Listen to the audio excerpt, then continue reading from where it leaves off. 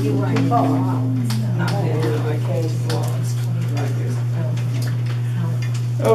this morning I'd like to take a look at the book of Ruth.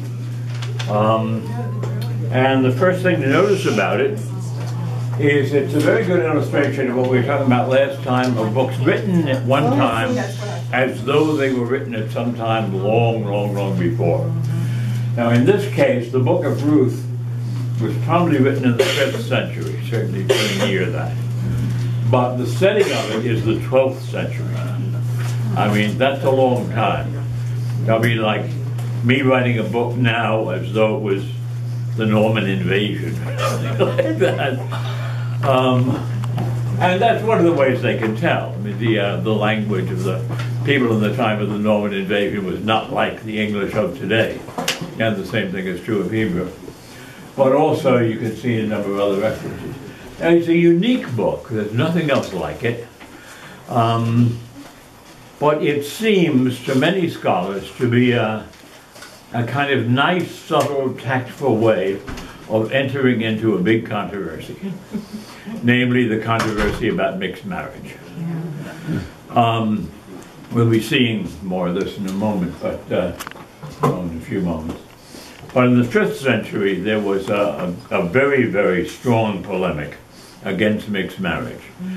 And this led, actually, in Judah, to the gathering together of all Jews who had married non-Jews and making them get rid of them. A really kind of brutal thing. They were all hauled together, and in most cases the pagans were women, and the women and children were just sent away, bye-bye.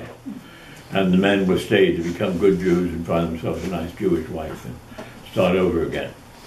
So, I mean, you can imagine in a population like this would be something where feelings ran pretty high. They'd have to. That is not recorded in the Bible because the biblical books are all written by somebody on one side or the other. And he doesn't talk about those other people who are so angry about this, but they got to be there. Now, Ruth may be an attempt to enter into this controversy or may not. You can decide for yourself.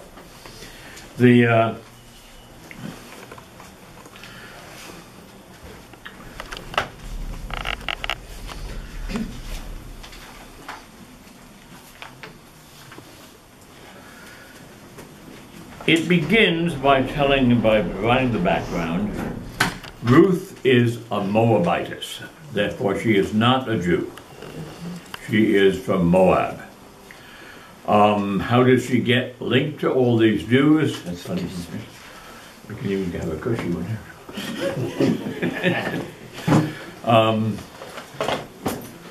here. She married the son of a Jewish woman. That son subsequently died, leaving her now a widow. The father, her mother-in-law's husband, also died. So we now are left with two women. We're left with Ruth, the Moabite widow, young widow, and Naomi, her mother-in-law, who is also a widow, but she is of Jewish extraction. She married a Moabite man, and they had children, and one of them married Ruth, and so Ruth is pure Moabite. Where did they come from, and where are they? They came from Bethlehem. The Jewish ones did. They came to Moab. Why did they go from Bethlehem to Moab? Because there was a famine in what is now Israel, and living conditions became kind of insupportable in the Bethlehem area, and a lot of people moved south. Moab,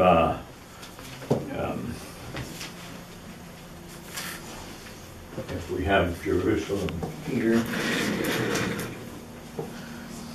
see, Jerusalem's here, the Dead Sea is here, Moab is down here. The Wadi Arnon runs out here, and that marks off Moab.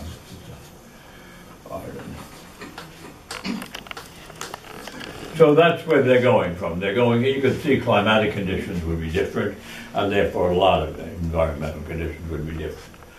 So plague here sent people down here where things were then much better. Okay. It's occurred to me this term, wadi or river. For any of you who have been in the Middle East, you know wadi is the standard term for a small river or a creek. And there are wadis all over the place. What many people don't notice is a kind of curious thing, that wadi got to be spelled G, and in Spanish, G-U-A-D, and you have all those Guad words in Spanish. You know, Guadalcanal, Guadalquivir, Guadalupe, and so on. They are all derived from this.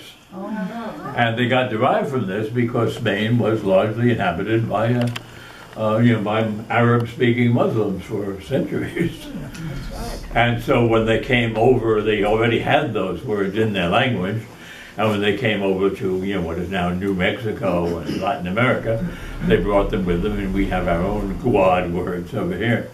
So it's a curious linguistic cultural link from the Arabic word for a stream to names of places everywhere that Spaniards ever went.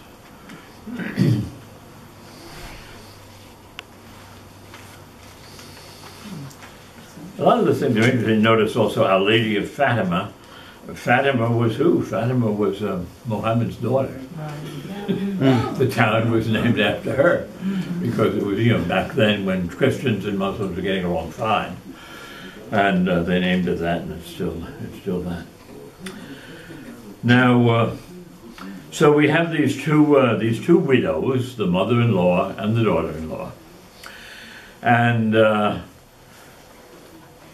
the environmental situation changes, and there are reports that a famine is now going to hit Moab, and things are much better now up in what we call Israel and Judah, and in the Bethlehem area. So there's thoughts of maybe we should try going back and seeing how things are there. Now,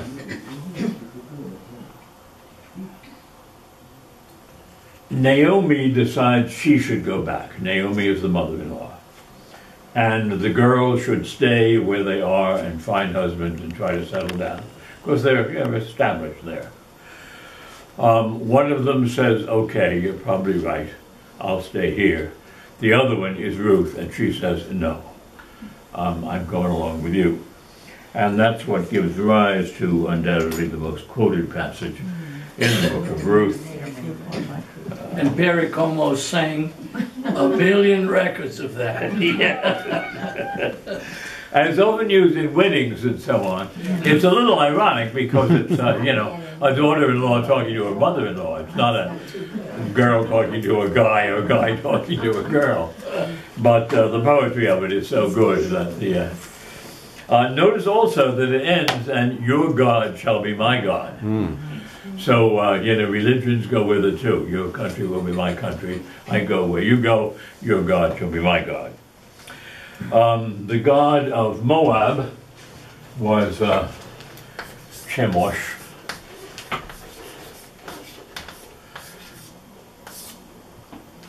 We're not going to spend much time on Chemosh, but he's a big god influencing a lot of people in Moab and elsewhere.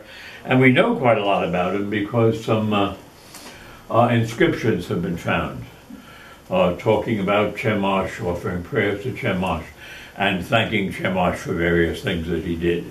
So he's better known than many of these. Probably Ruth's kinsfolk would be Chemosh worshippers. Naomi, being a Jewess from Bethlehem, would still be presumably a Yahweh worshiper, and they're all getting along fine. That's one of the things to notice here. When they want to move into Moab because of the famine, nobody says you can't come, and there's no objection to this intermarriage and so on. Okay, now, excuse me. Yes. Isn't that rather dangerous of being in the 5th century and writing about 7 centuries before, and of course having to do with David. But that's why it's done. I mean, it's in order to bring David into the picture. So it's quite deliberate. I mean, it would be dangerous if you didn't want to do it. That's right. But they do want to do it. It says even at the end of the book of Ruth, there's an insertion at the end, in case you missed that, to make it perfectly clear that this is about David. But we'll look at that in a moment. But yeah, I mean, you're quite right, except that was the angle.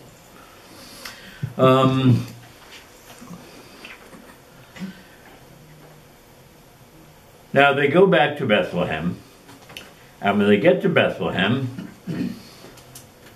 Naomi remembers that they have kinspeople there, and in particular one kinsman by the name of Boaz.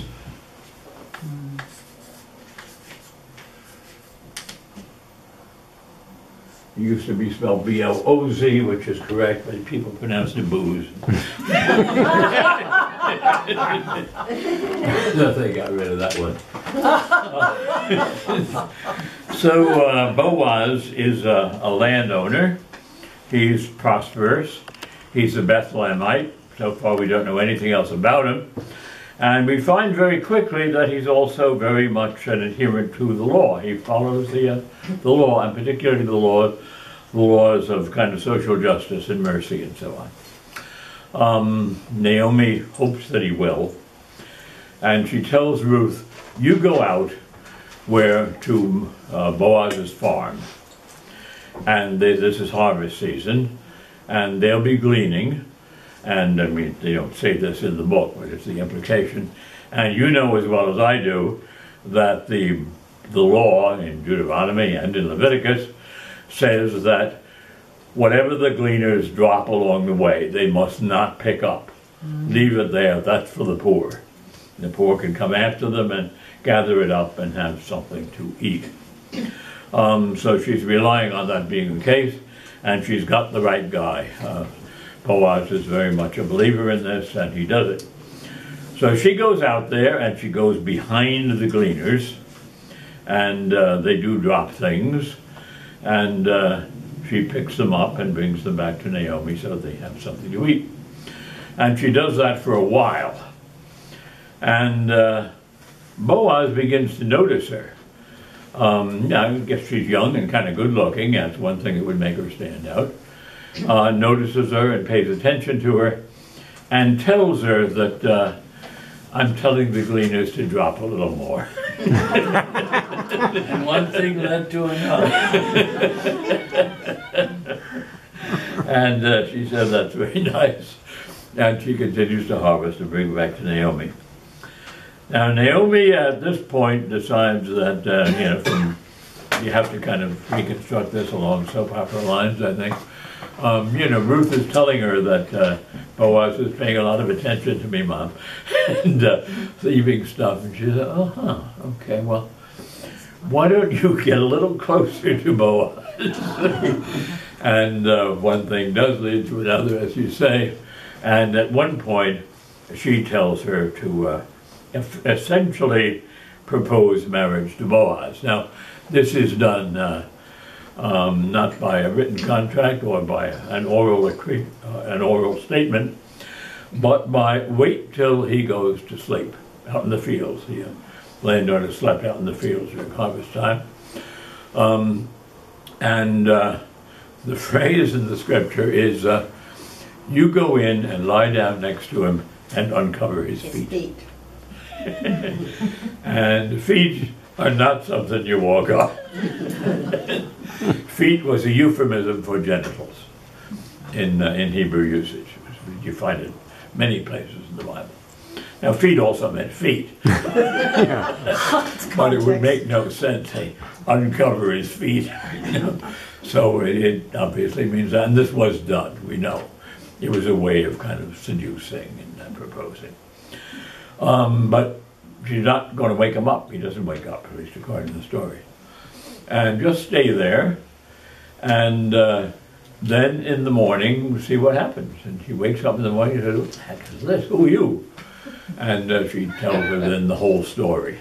you know, who she is, who her mother-in-law is, why they're in Bethlehem, and so on.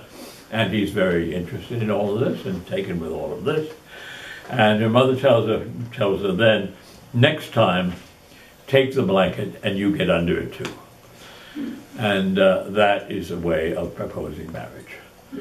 And he takes her up on it right away, but there's a problem. He is a relative of Naomi, but there's another relative of Naomi who is a closer relative and who has not come into the picture yet. And he says, again, you know, we're trying to be law-abiding here. He has first claim. You know, if somebody is going to marry you and somebody is going to get the piece of land that would have been yours if you had stayed here, which he says he knows where it is and she'll get it, we have to give him a crack at it. So he goes down by the city gates.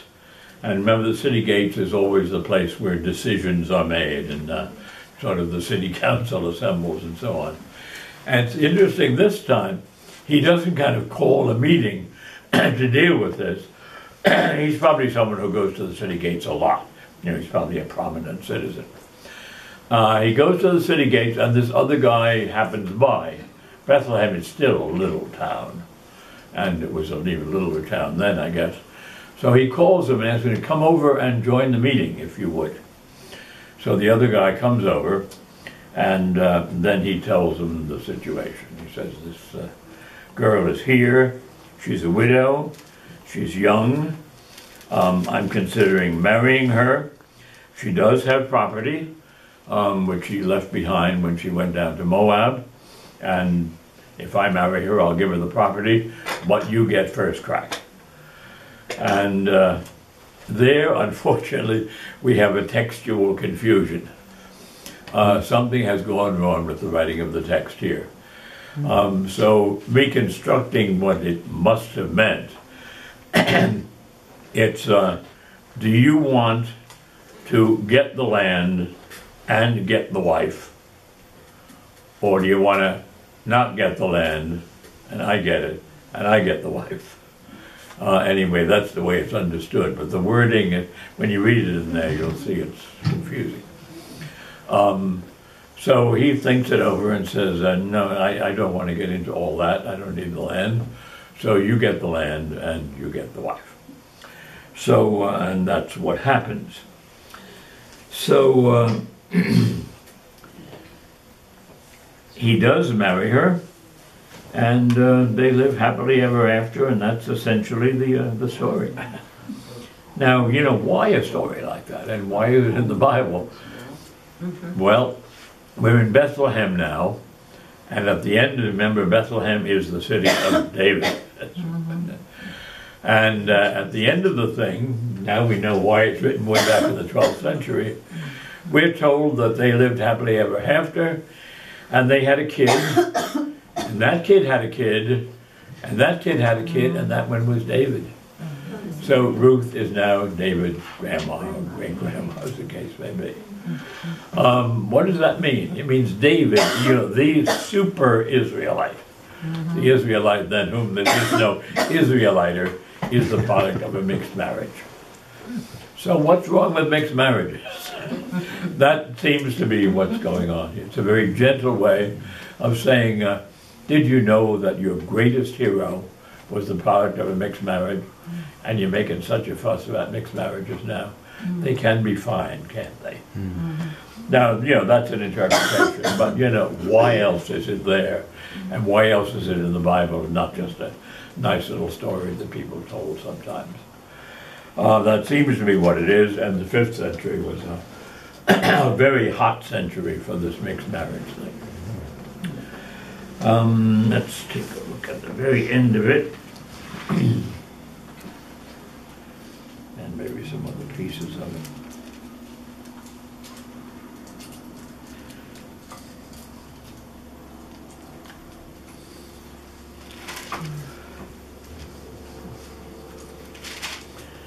It's interesting where they put it in the Bible too. They put it in as though it was a 12th century thing. So you have it between Judges and Right 1 after Samuel. Judges, right before Samuel, which would be right before David to the David story, essentially. So take a look at it there. And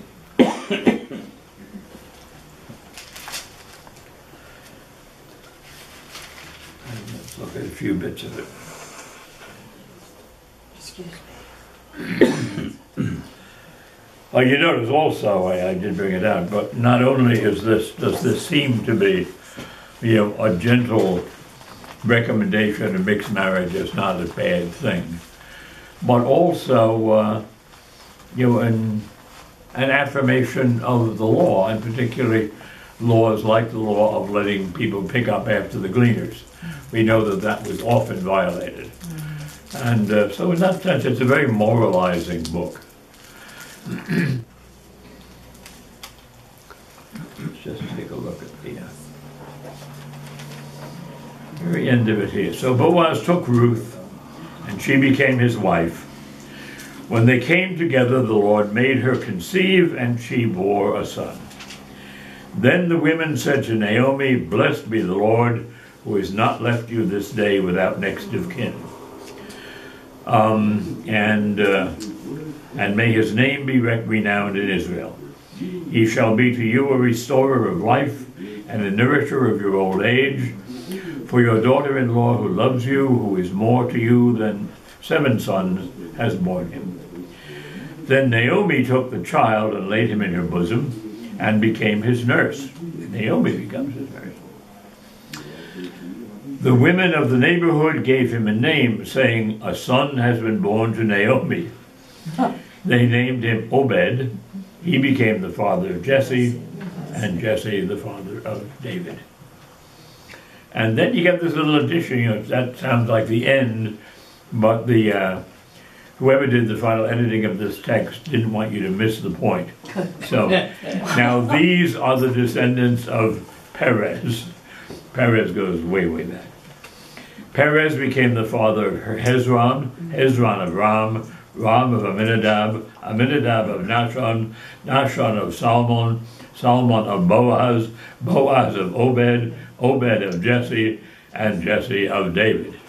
So it's locked in by this genealogy going all the way back to Perez, who was the son of Judah himself, one of the twin sons of Judah.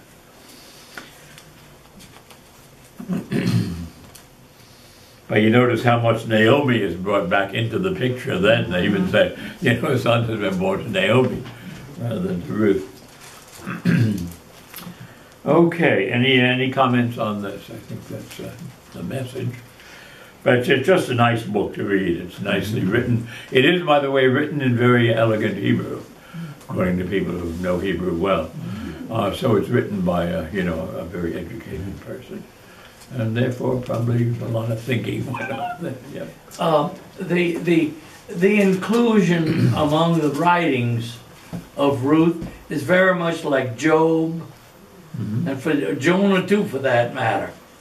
A particular point that they would include that. Yeah, you're assuming that is the point, that this is a little plug for mixed marriage. Yeah. Yeah, I think so. And the mixed marriage is, of course, itself part of a larger picture that I said I'd like to kind of keep in the back of our minds all through this. The picture of rigid nationalism or internationalism. All these other people out there, all our enemies, and we are, a fortified place, trying to get rid of them or at least protect ourselves against them. Or does Israel have an openness, a hospitality, a welcoming to other peoples? In 2nd Isaiah, you saw the welcoming thing, and that's the big climax. Everybody's going to get together. It's going to be one world. That certainly was not the case during most of the the 5th century and so on. Israel was defending itself against everybody, including the people a couple of miles away. Jim, it sounds like when Naomi nursed him, and it sounds like they were making her the mother, trying to say that he's Jewish and not. Yeah, I think that is the Jewishizing of the thing, and yet Ruth was Ruth, and Ruth is the mother. Yeah. No, I think that's, I think you're quite right. That kind of surprising emphasis on Naomi. First of all, she doesn't sound like she's of nursing age, but we don't know really. I mean, they married very, very young. It sounds like it's an emphasis on the Jewish connection of lineage. But that little genealogy at the end is typical. That's always very kind of official. This is the birth certificate.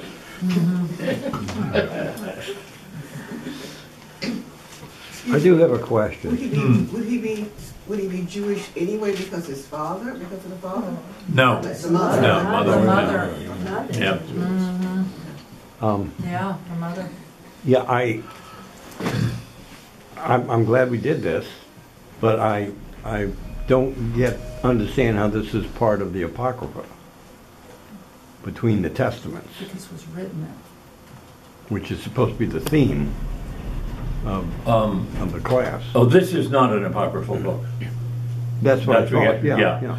No, it's just that in order to understand what goes on between the Testaments, you have to use whatever we got. Yeah. Okay. And some of those are canonical works and some are apocryphal. Yeah. Okay. Works for me. Just like we'll use Ezra and Nehemiah, because you have to. It's the only history in existence in the period. But it's a canonical work. Okay.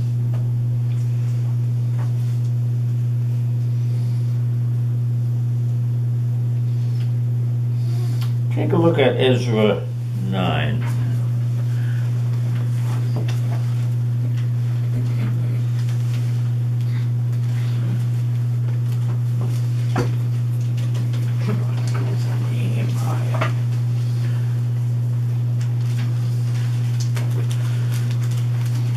Ezra and Nehemiah are actually one book, but in putting together the canon, they were treated as two books, and the Catholic canon continues to treat them that way, but just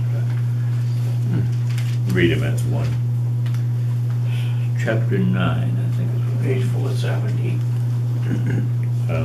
470 and something thereabouts. Okay, you have a different book from me. I have 670.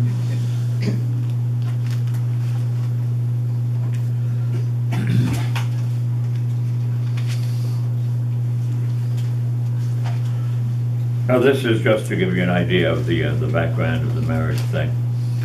After these things, we'll find out what these things are afterward, the officials approached me and said, "The people of Israel, the priests and the Levites, have not separated themselves from the peoples of the lands with their abominations, from the Canaanites, the Hittites, the Perizzites, the Jebusites, the Ammonites, the Moabites," notice they're in there explicitly, the Egyptians, the Amorites, for they have taken some of their daughters as wives for themselves and for their sons.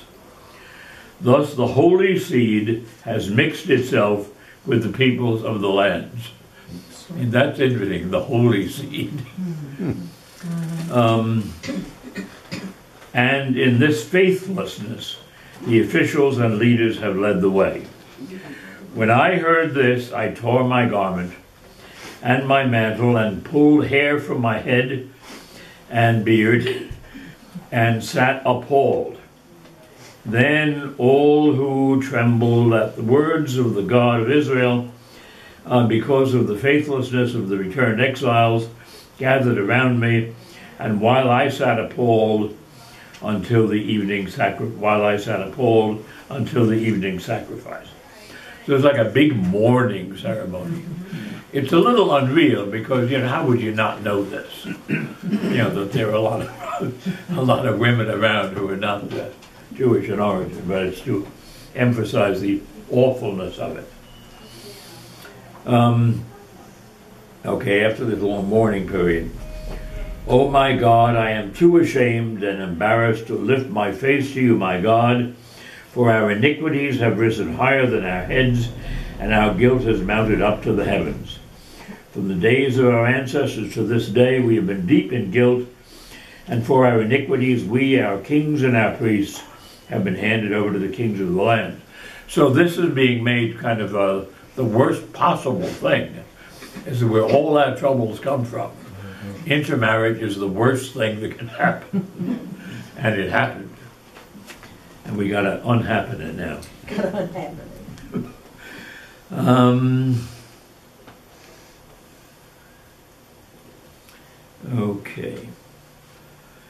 Down to 10. Now, our God, what shall we say after this? For we have forsaken your commandments, which you commanded by your servants and prophets, saying, the land that you are entering to possess is a land unclean with the pollutions of the peoples of the lands, with their abominations.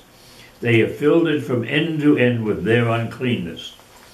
Therefore do not give your daughters to their sons, neither take their daughters for your sons, and never seek their peace for prosperity, so that you may be strong and eat the good of the land and leave it for an inheritance to your children forever. After all that has come down upon us for our evil deeds and our great guilt, seeing that you, our God, have punished us less than our iniquities deserved, and have given us such a remnant as this, shall we break your commandments again and intermarry with the peoples who practice these abominations. Now bear in mind, there's nothing in the law that forbids intermarriage. And as will come out later, you know, Solomon was famous for marrying everybody around. And so was David. They were political marriages. David consolidated his political position by marrying as many princesses as he could find, because that made, you know, their father his ally, like medieval America. Would you not be angry with us until you destroy us without remnant or survivor, O Lord God of Israel? You are just, but we have escaped as a remnant, as is now the case.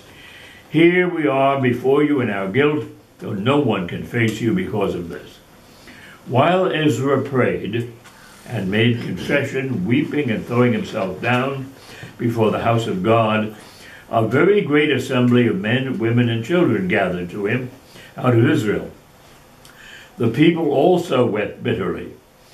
Shechaniah, son of Jehiel of the descendants of Elam, addressed Ezra, saying, we have broken faith with our God and have married foreign women from the peoples of the land. But even now there is hope for Israel in spite of this, so now let us make a covenant with our God to send away all these wives and their children, according to the counsel of my Lord and of those who tremble at the commandments of our God, and let it be done according to the law. So that's what they propose to do, and that is what they ultimately do. Was there a temple at that time? Yeah. Okay. And what happens to all these poor women and children? Who knows? Yeah. Who knows? Yeah. And I guess in the perspective of the book, who cares? Because they were foreign. Yeah. So up in 10:7, they made a proclamation throughout Judah and Jerusalem to all the returned exiles that they should assemble at Jerusalem, and that if any did not come within 3 days, by order of the officials and the elders, all their property should be forfeited, and they themselves banned from the congregation of the exiles. Now that's interesting. I mean, initially it sounds as though everyone is of one mind. We all see this was a terrible thing to do. But apparently some didn't see it that way, and if they didn't see it that way, they'd have their property confiscated.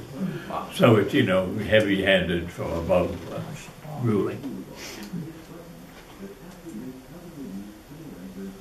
And in 14, that our officials represent the whole assembly, that all in our towns who have taken foreign wives come at the appointed times, and with them the elders and judges of every town. Then the returned exiles did so in 16, and we get them all listed. Oh my gosh. Lots. But anyway, the last verse of the book of Ezra is, all these had married foreign women, and they sent them away with their children. Yay. So you can see it's just a totally different worldview from Ruth. A completely different perspective. Is it the same time frame? Yeah, and that's why it's interesting. This is the 5th century, that's when Ruth was written, but tactfully it was put in the 12th century in order to bring in this David was the product of a mixed marriage thing. So you can see interesting kind of arguments go on within the Bible, and they're not done, forthrightly, they're done in these kind of rhetorical ways.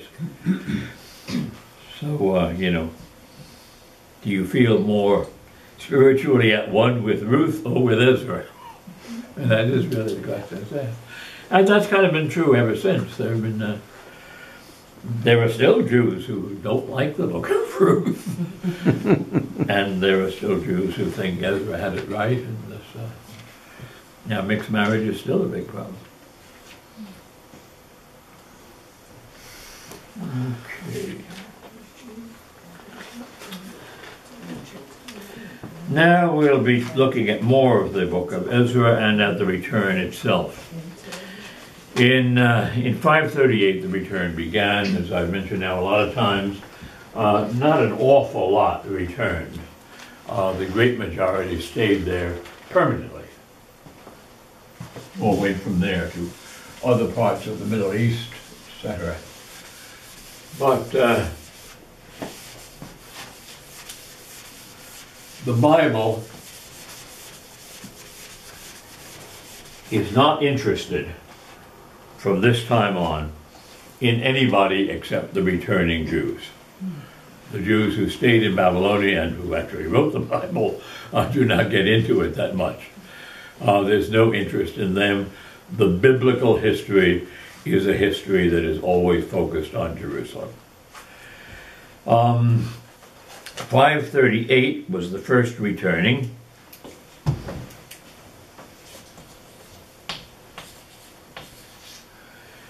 And it seems to have been a relatively small group.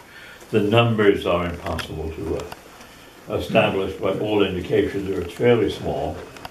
And they were led by a name guy.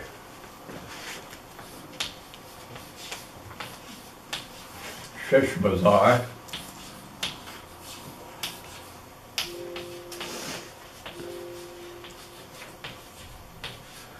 And they began rebuilding the temple.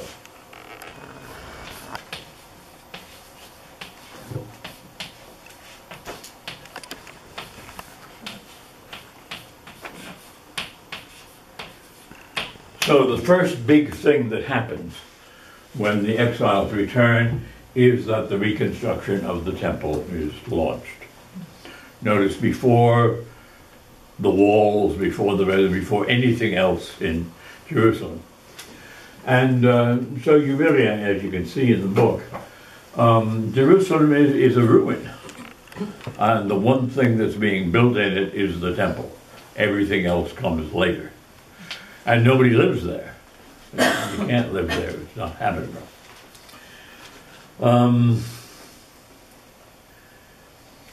They begin building the temple, and then they are forced to stop.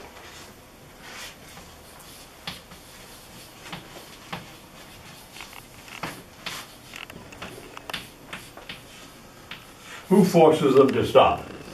This again we've mentioned several times, but the Yahweh worshippers who are already there and say, we want to be part of this too, they say nothing doing, only exiles are the real thing. Those who did not go into the exile are, third-class semi-Jews, and they're not going to participate in the temple building. So, naturally everyone got mad at everybody else, and eventually those who wanted to help build the temple said, okay, if we can't help, we can hinder. And we're going to keep sabotaging your work until you come around to our way of thinking.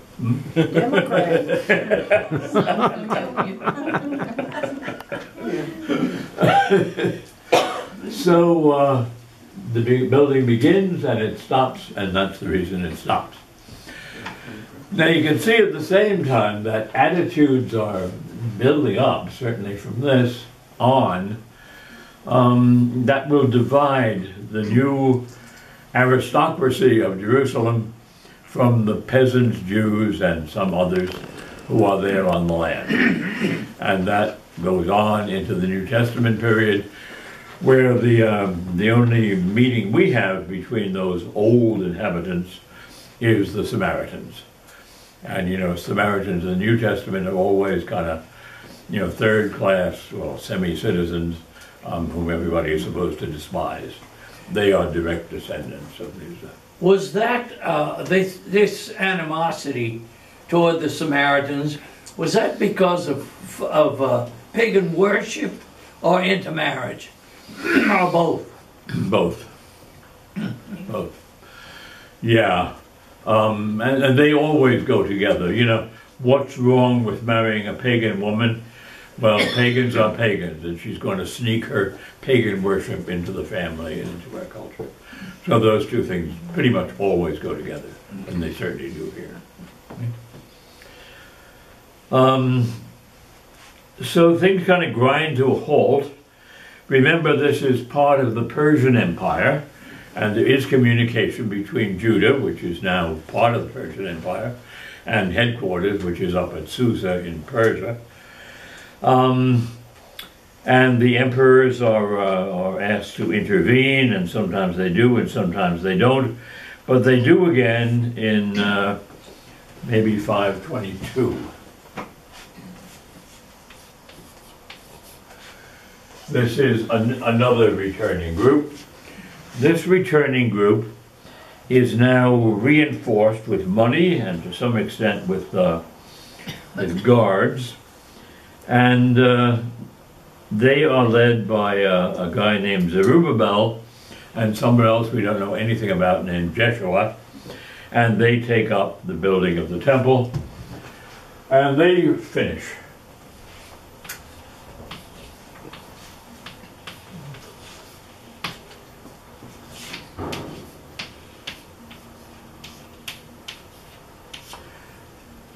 I'm sorry, 515.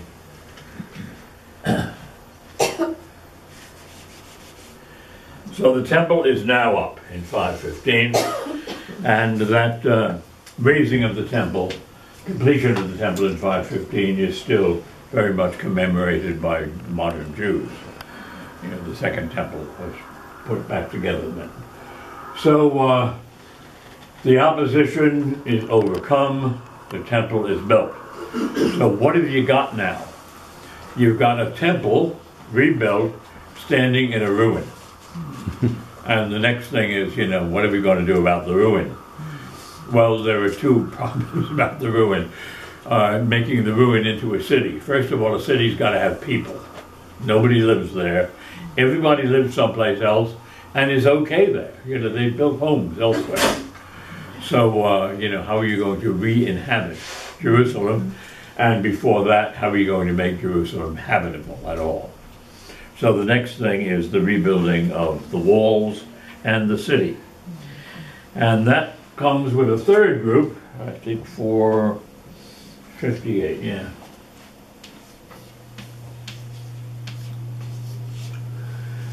Another group returns in 458, and notice it's a pretty long period of time we're dealing with here, and they're still getting there. You know, we talk about going back and building Jerusalem in 538, when 100 years later, there's still nothing you can live in there, but they're working on it. And this group is led by Ezra.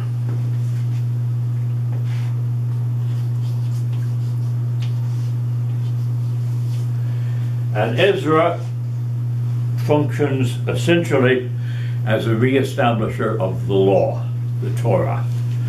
He reads the Torah to them, he indoctrinates people with the Torah, and reminds us in the process that they didn't know much of anything about it. I mean, they kind of lost touch with it. They had their customs, their traditions, but the idea of the whole law of Yahweh in the Torah had been pretty well lost.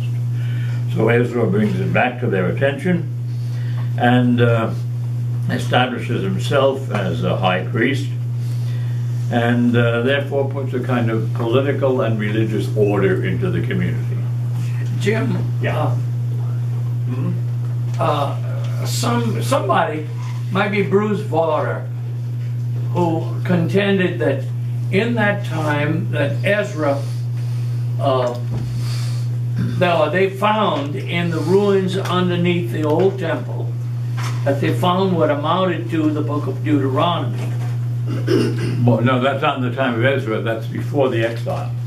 Oh. And that's undoubtedly the book that he used. That was found under King Josiah. King Josiah had people tidy up the temple, and some of the workmen came to him and said, "We've found a manuscript here that appears to be the law." And there's been a lot of theorizing about that too. Did he actually have it composed and then presented that way in order to give it prestige? Or was it really, it's a little hard to imagine, you know, the whole law being hidden in a dusty corner of the temple. But anyhow, that's where it came from. That's almost certainly Deuteronomy. And therefore the Torah that Ezra presented to them was Deuteronomy. But no, it's been around for a long time.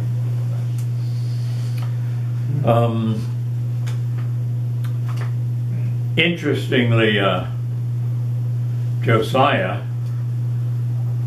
who found or had, and anyway promulgated that law, was also a very intense objector to foreign marriages and opposer of foreign marriages and enforcer of getting rid of mixed marriages. And he thought that the coming exile was punishment for mixed marriages.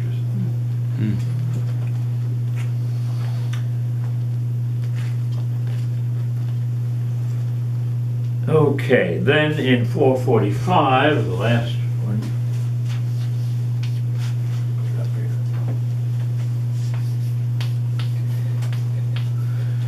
445 is the last group that rebuilds the city.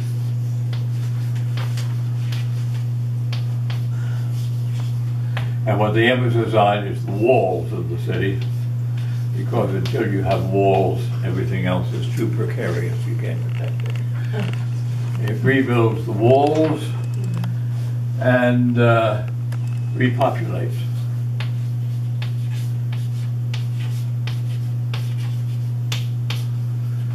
And then we'll be looking at the book of Ezra, Deuteronomy, and Ezra, Nehemiah, so we'll see this in more detail.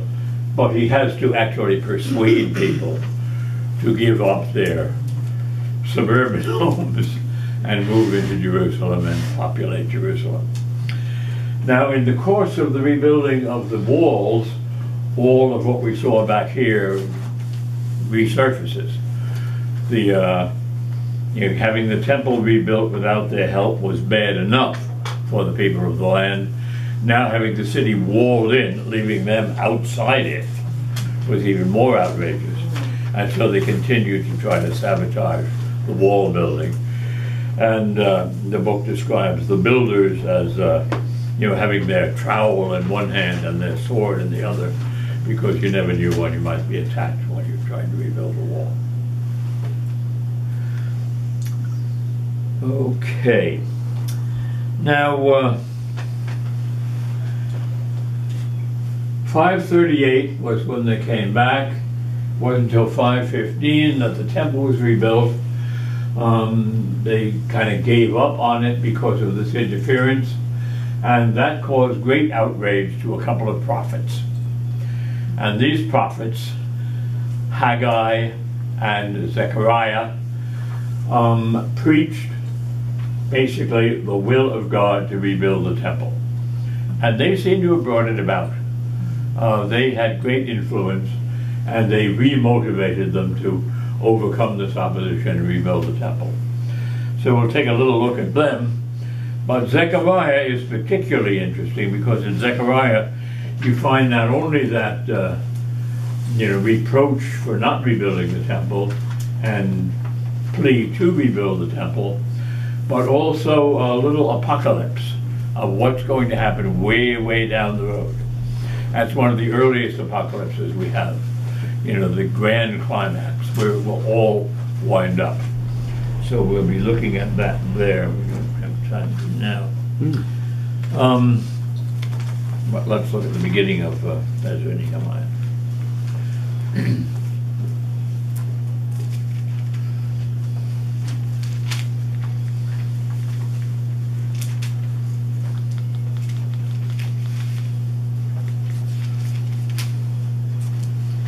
It begins in the first year of King Cyrus of Persia, in order that the word of the Lord by the mouth of Jeremiah might be accomplished. The Lord stirred up the spirit of King Cyrus of Persia, so that he sent a herald throughout all his kingdom, and also in a written edict declared, "Thus says the King Cyrus of Persia, the Lord, the God of heaven, has given me all the kingdoms of the earth, and he has charged me to build him a house at Jerusalem in Judah." Now notice the presentation is, Yahweh tapped Cyrus on the shoulder and said, "I want you to do this." So they're going out of their way to emphasize that this was not just Cyrus's goodwill or merely human wisdom. He's simply an instrument of God. Any of those among you who are of his people, may their God be with them, are now permitted to go up to Jerusalem in Judah and rebuild the house of the Lord, the God of Israel. He is the God who is in Jerusalem. This is all supposed to be Cyrus saying this. Let all survivors in whatever place they reside be assisted by the people of the place with silver and gold, with goods and with animals, besides free will offerings for the house of God in Jerusalem. Now, Cyrus sounds awfully Jewish in this decree, and he's made to sound that way. But we know he did do the decree. That's established in extra-biblical history. So down in chapter 2, verse 1, I guess. Yeah, at the end of verse 1. They returned to Jerusalem and Judah, all to their own towns. So that's a reminder that they didn't all come from Jerusalem. They came from various places in Judah. And when they go back where they came from. And of course they would find those places already occupied, and occupied by two kinds of people. People who had stayed there, Jews who had stayed there, were not going into exile, and others who had moved in because there's a lot of empty land here and real estate bargains, and we're all part of the Persian Empire now, and therefore, why not?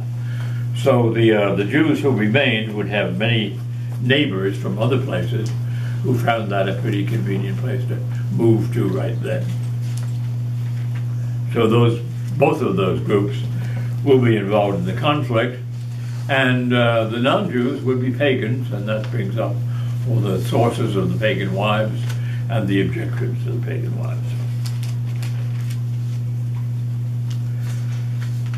In chapter 3, when the 7th month came, and the Israelites were in the towns, the people gathered together in Jerusalem. Then Jeshua, son of Jozadak, with his fellow priests, and Zerubbabel, son of Shealtiel, with his kin, set out to build the altar of the God of Israel, to offer burnt offerings on it, as prescribed in the law of Moses, the man of God. So the first thing built is the altar. We don't even have a temple yet. We begin with the altar because we got to begin with sacrifices. Sacrifices, according to the Deuteronomic Code, can only be in Jerusalem and in the temple. So the temple is wherever the altar is. We'll build a temple around the altar, and we'll be offering sacrifices in the meanwhile.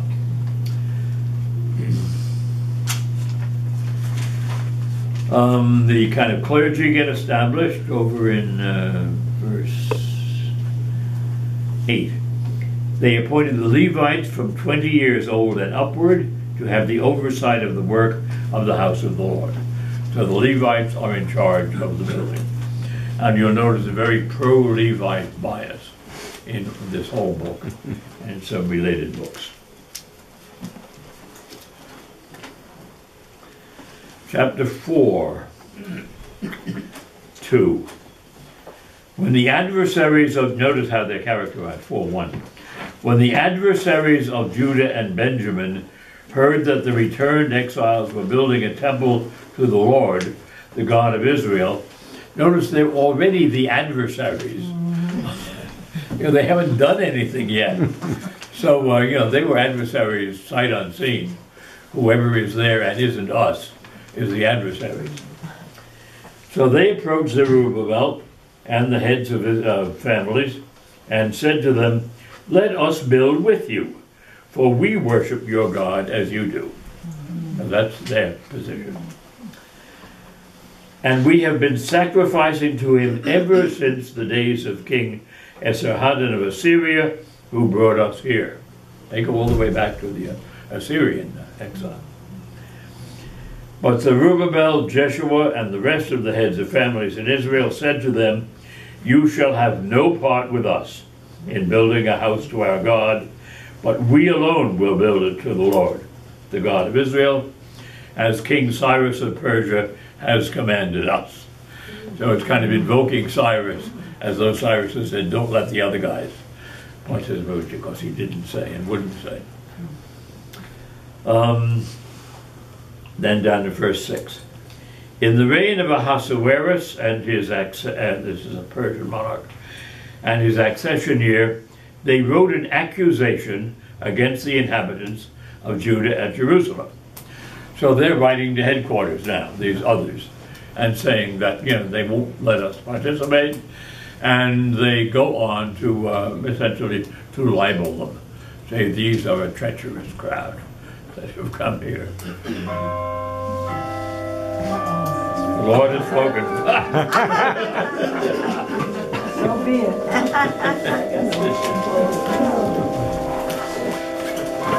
Okay, so next time we'll be doing Ezra, Nehemiah, and Haggai, and Zechariah.